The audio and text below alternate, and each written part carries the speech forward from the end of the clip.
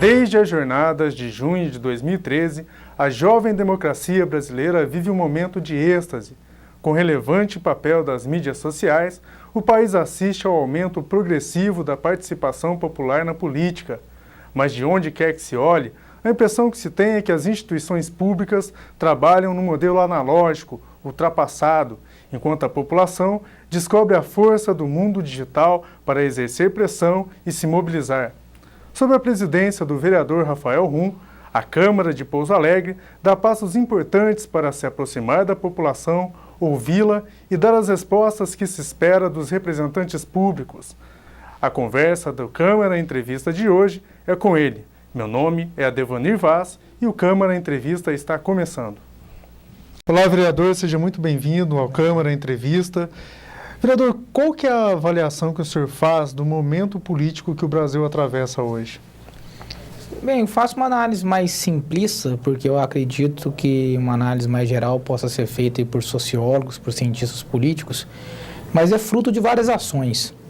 É fruto de uma das eleições mais apertadas da história da recém-democracia brasileira, dividida em 2% da população, altamente separada por estados. É fruto de várias medidas impopulares que o governo federal tomou nas questões tributárias e tarifárias no momento. É fruto de um debate entre Poder Executivo e Legislativo no novo perfil de Congresso estabelecido hoje na Câmara Federal e no Senado. É fruto de um contexto político que, se você analisar antes das eleições, onde se apontava já um tipo de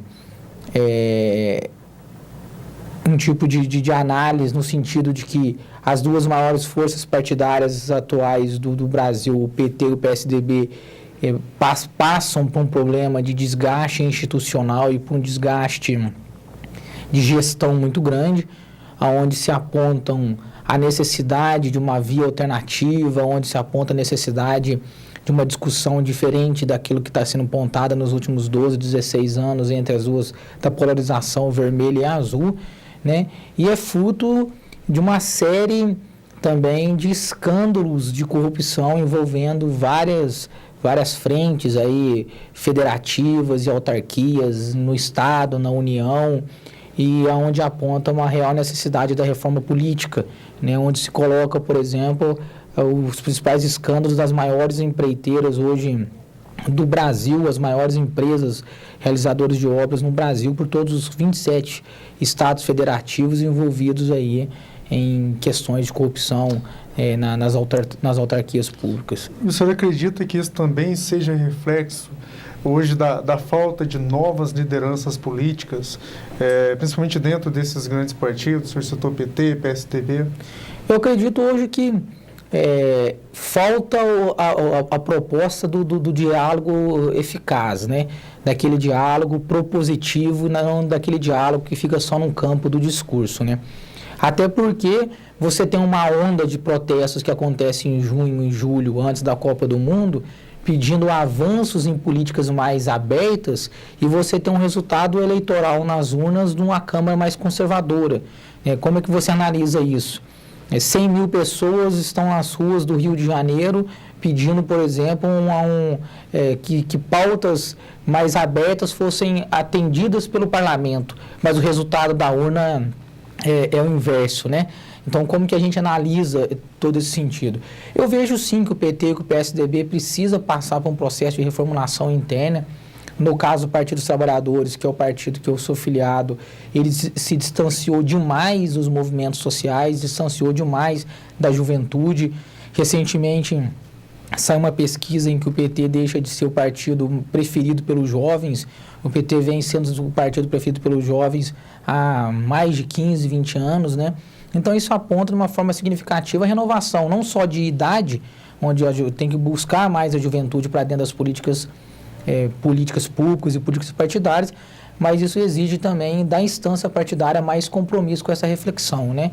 Agora, uma coisa que nos aponta também é a relação diplomática, né, que existe hoje entre Congresso e Palácio do Planalto, que vem apontando para uma dificuldade muito grande, né?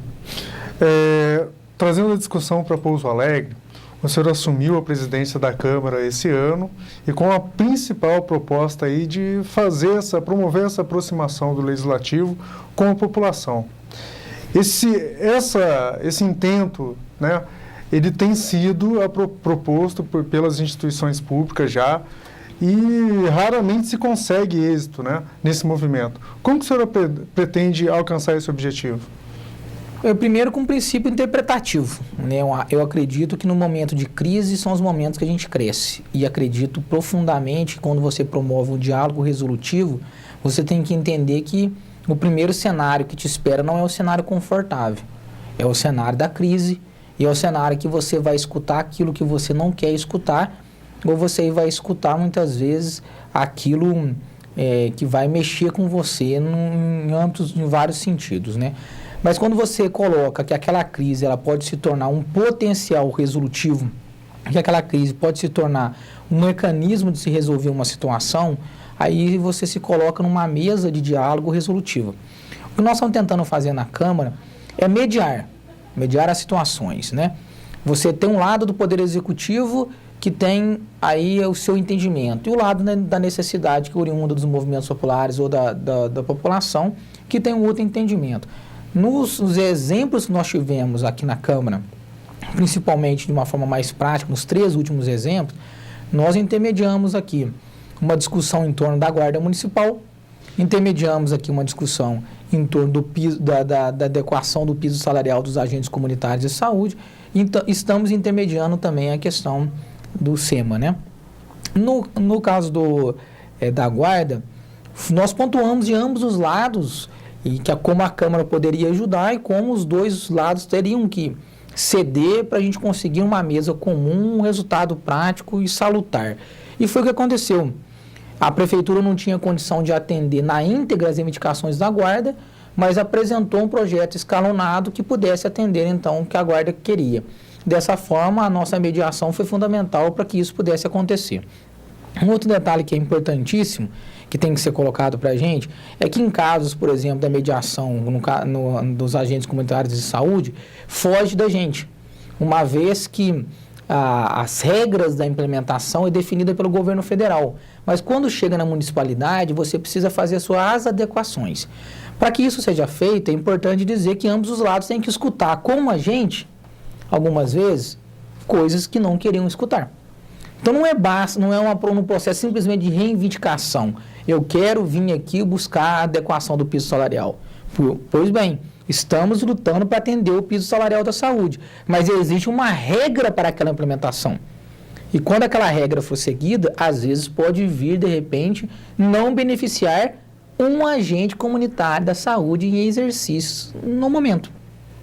Então a discussão não é pontual e nem pessoal, e sim pragmática e programática, né? Então, essa tem sido a nossa postura, a busca da mediação. É mais difícil? É. Né? Exige de você não só um comprometimento de esforço intelectual e de esforço para tentar resolver, mas temporário também. Você tem que dedicar mais tempo para isso. Mas acredito que a Câmara está caminhando para o lado certo. A impressão que a gente tem, né, hoje dessa crise de representatividade que tem no país é que muitas vezes a população fala de um lado, as instituições públicas não escutam de outro. E quando as instituições públicas falam, por sua vez, a população parece que também não entende. Então, existem ruídos aí para serem superados. Na opinião do senhor, essa aproximação, né, da agenda, como o senhor citou aqui 3 exemplos da Câmara, a aproximação da agenda da instituição com a agenda da população, né, você procurar saber, ver o que está acontecendo, seria um caminho para eliminar esses ruídos? Acredito que sim. É a construção das pautas coletivas e colaborativas, né? O que acontece é que a pauta ela já é pré-estabelecida. Então, por exemplo, o Poder Executivo estabelece uma pré-pauta e depois quer dialogar com a sociedade civil. Mas a sociedade civil não foi chamada para construir a pauta. Aí fica uma participação, mas ela não é plena. O que nós estamos tentando hoje é construir a pauta conjuntamente com os movimentos sociais. Ele é mais trabalhoso, no entanto, ele é mais sincero e transparente. Porque aí a hora que você vai para levantar ou desenvolver uma atuação, aquela pauta foi construída, como, por exemplo, nós fizemos na Comissão de Educação, Cultura, Esporte e Lazer, juntamente com o Instituto Federal, juntamente com a Emater, com a Associação Orgânico Sul de Minas, com o Departamento de Merenda Escolar, com a Escola do Legislativo, na construção da pauta da educação alimentar saudável, e dali surgiu um dos maiores projetos hoje do Estado de Minas Gerais, que refere a esse setor, que é a inclusão na merenda escolar dos produtos de origem orgânica, que foi fruto de uma agenda construída coletivamente, de forma colaborativa, desde o princípio. E quando ela se tornou resultado de plenário, ela não ficou como um vereador dono daquela matéria. Ela surgiu de todo um contexto participativo. Talvez seja essa a diferença. Dá mais trabalho, mas o resultado é muito mais salutar. Eu acho que uma outra leitura que a gente pode fazer também dessa crise é que, de repente, hoje, principalmente as mídias sociais, elas proporcionam um canal muito direto, né, entre os representados e os seus representantes. Mas no mundo digital a gente tem muito essa questão do imediatismo, né? E de repente a gente recebe um público que até então não participava da política, ele passa a ter uma participação mais ativa, mas ele espera respostas muito rápidas, né? Como é possível conciliar, né, fazer essa ponte com esse novo público, né, que passa a participar mais da política? Volto a dizer, a construção da pauta coletiva. Porque quando você tem, a nossa sociedade hoje, ela é mais imediatista e ela pede resultado, ela está pedindo o resultado daquilo que já está produzido. Se a sua resposta é no sentido da construção do resultado, você estabelece o tempo necessário para se promover de forma coletiva a busca daquela resolução. Então, é muito comum isso acontecer, principalmente nas redes sociais. Quando você cria um canal de comunicação que aproxima as pessoas, né? Você pode estar em qualquer lugar do mundo que você faz uma reivindicação hoje via um Instagram, via um Facebook, via um Twitter, a um órgão público. Mas se você chama aquela reivindicação para ser construída de forma coletiva, você não tem a necessidade de responder para ela em minutos nem em horas. Mas você tem que dizer, olha, estamos abertos para atender tal resolução, mas queremos construir as alternativas corretas para tal. Uma vez que você tem que respeitar também as regras públicas para isso. É claro que isso aí não é uma fórmula para resolver todas as demandas, mas era uma forma metodológica de se colocar, por exemplo, institucionalmente, como nós entendemos a construção do processo político. Muito obrigado, vereador. O Câmara Entrevista vai para um rápido intervalo e a gente já volta para falar sobre participação popular na política.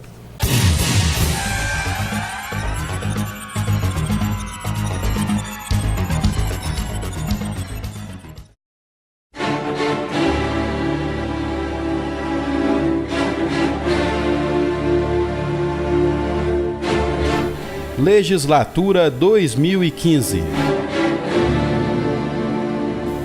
Presidente, vereador Rafael Rum, PT. Vice-presidente, vereador Wilson Tadeu Lopes, PV. Primeiro secretário, Ayrton Zorzi, PMDB.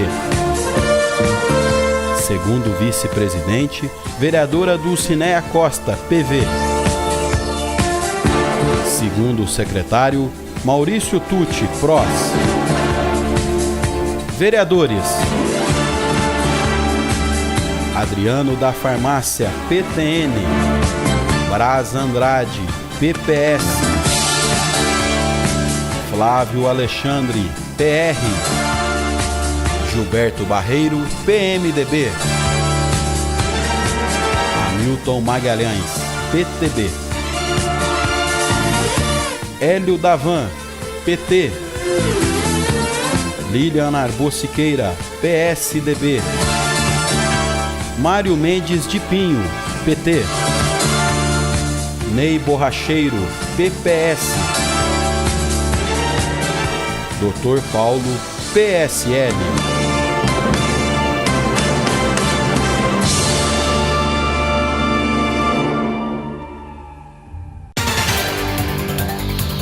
Em 2015, a TV Câmara apresenta uma nova programação, com muito mais participação popular e interatividade com você. A cobertura diária das ações do Legislativo,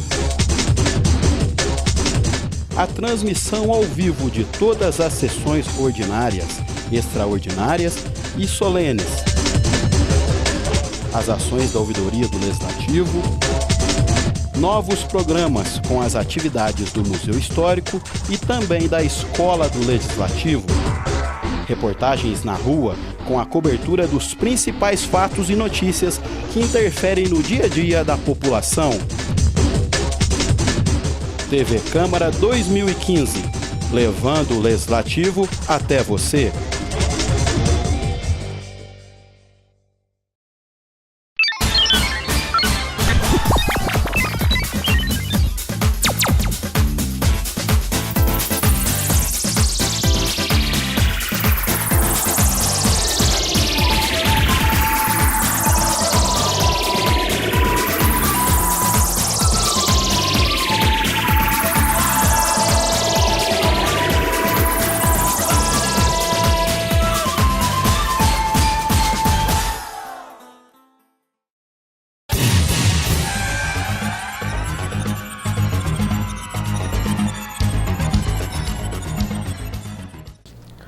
Olá para você que assiste a TV Câmara. O Câmara Entrevista de hoje está conversando com o presidente da Câmara, o vereador Rafael Rum, que fala para a gente sobre a participação popular na política. Vereador, especialmente o Legislativo brasileiro, ele tem um histórico de forte influência de interesses corporativistas nas decisões. Principalmente nesse novo momento político que o país atravessa, como diminuir a influência, principalmente de interesse de grupos, de corporações no Legislativo e aumentar cada vez mais a participação de populares, né, pessoas comuns? A democracia ela estabelece essas oportunidades, né? Quando você propõe o regime democrático, você propõe um regime de liberdade de ações e atuações. As bancadas temáticas, elas foram criadas percebendo essas brechas, vamos assim dizer, né? Você tem uma bancada hoje no Congresso Nacional, que é a bancada ruralista, uma das bancadas mais fortes, que você tem parlamentares de diversos partidos, mas estão lá para defender o agronegócio. Você tem bancadas étnicas, bancadas religiosas, bancadas de movimentos sociais, e assim é uma construção também horizontal do processo político, né? Acabar, acredito que é impossível, né? Porque você tem toda uma discussão do gostar e do querer, né? O que a gente precisa é estabelecer um diálogo com mais tolerância, aonde um assunto discutido possa ganhar aí mais atenção do que a fragmentação dos lados. O que a gente percebe é que alguns temas eles vão para a discussão já fechado de forma corporativista. Então o processo da discussão ele se torna secundário porque fica uma questão como se fosse torcida de time. E aí os bastidores atuam muito mais do que o próprio debate propositivo daquela resolução, né? Não é fácil. É um processo educacional. Paulo Freire, um dos principais educadores do Brasil e do mundo, estabelece que a educação é um processo de aprendizado, mas de forma colaborativa também, né? Um processo de aprendizado de forma de trocas, né? Você não tem um tablado, né? Você não tem um professor num tablado passando simplesmente conhecimento para o estudante. Você tem uma relação de troca desse conhecer. Essa relação de troca permite, né, que o professor possa reforçar aquilo que ele já sabe, aprender também com o seu aluno, com o seu estudante e vice-versa, né? É um comprometimento desse saber. E eu acredito que essas metodologias precisam passar também para os processos políticos, principalmente para o parlamento. Dessa forma, você diminui um pouco a atuação de bloco desses segmentos. Evitar seria antidemocrático. Acredito que deva continuar existindo, porque é natural e legítimo, né?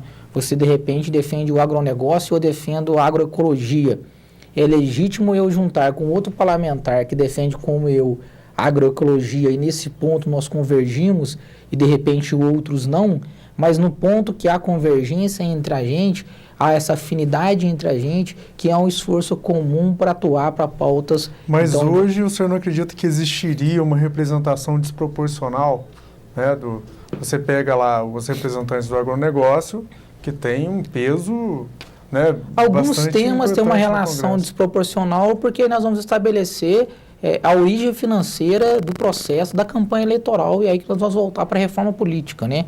Mas quando a gente faz, por exemplo, debates religiosos e étnicos, você não tem tanto essa diferença da parte financeira ou econômica da origem do parlamentar. É claro que você sempre vai ter uma bancada ruralista muito mais rica do que o parlamentar oriundo de uma bancada da agroecologia, né, da agricultura familiar. Mas esse é um exemplo específico. Mas você tem outros debates que o nível econômico são regidos de uma forma mais igualitária.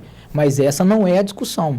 A discussão é que você tem que permitir que o parlamento possa forçar o debate propositivo no contexto do texto de lei, para que, quando for criada uma lei, ou uma minuta, ou um programa, ou um projeto, aquele projeto nasça de uma reflexão muito mais aberta, né? E não de uma questão simplesmente de bloco. Mas voltando aqui para Pouso Alegre, o senhor apresentou recentemente um projeto de lei que já foi inclusive aprovado, que é o Ginástica na Rua. E o senhor fez um trabalho ali muito interessante, que foi a reunião de diversas entidades sociais ligadas ao esporte, que estão apoiando essa iniciativa. E o senhor passou a usar ali as redes sociais como uma ferramenta para mobilizar esse público. Então, o senhor acha que o caminho é esse também? Sim. Aí pelas redes sociais principalmente? Acredito, porque na verdade eu fui ferramenta para passar um projeto de lei na Câmara e ferramenta para a construção de um projeto de uma política pública esportiva de saúde preventiva. Vários grupos, associações de classe do campo esportivo já vinham solicitando há anos da Prefeitura intervenções no campo desse lazer, da ginástica, das atividades lúdicas, da saúde preventiva nas ruas, né? E ficaram, de repente, aí, num determinado momento, já meio de forma, assim, meio distante dessa interlocução com o Executivo, porque estava lento demais a implementação. Então, essas associações procuraram o meu mandato para dizer, como a gente pode implementar por nossa conta? Como associações podem criar esses projetos, colocar esses projetos na rua, sem depender do Poder Executivo? Então, nós construímos um projeto de lei junto com as associações, principalmente a associação agora que vai liderar aí a implementação do projeto, que é uma associação recém-criada de 2 anos, a Abdeia, com vários profissionais do campo de lazer, mas existem várias outras também aptas a poder fazer o projeto, que é dizer o seguinte: nós queremos fazer o projeto porque nós acreditamos nisso. A Prefeitura pode nos autorizar? Agora ela pode. Se a Prefeitura quiser repassar recurso financeiro, ela pode também, é só aplicar a subvenção. Se ela não quiser, tudo bem. Mas a associação não precisa mais da Prefeitura para poder realizar a atividade. Se a Prefeitura quiser realizar de forma parceira com a entidade, é melhor ainda. Fica uma ação conjunta, entidades esportivas e Prefeitura. Mas o que motivou as entidades era, olha, hoje nós não conseguimos pôr projetos como ginástica na rua em pauta. Como a gente pode fazer? Nós construímos as condições. A partir de agora, se a Secretaria de Esporte quiser implementar o projeto, ela pode, mas associações esportivas também podem implementar o projeto. É simplesmente seguir algumas regras técnicas. E dessa forma, vem nascendo outros projetos, que nem a inclusão do futebol americano nas escolas, que é uma das modalidades esportivas mais inclusivas hoje do mundo. Enquanto a educação discute a inclusão, você tem hoje uma modalidade esportiva que ela nasce de forma inclusiva. Só que ela é muito distante do contexto cultural e esportivo do Brasil. Por que não aderir, por que não conhecê-la, por que não implementá-la? E dessa forma a gente caminha com várias outras linhas de atuação. Agora, o meu mandato é um mandato muito atento e muito participativo dos movimentos sociais. E quando a gente acostuma a trabalhar dessa forma, várias pautas são construídas e o negócio ele começa a ganhar uma proporção maravilhosa porque ele não tem dono. Ele tem várias mãos na sua construção. Uma outra ferramenta que a Câmara acaba de implementar para se aproximar da população é a ouvidoria.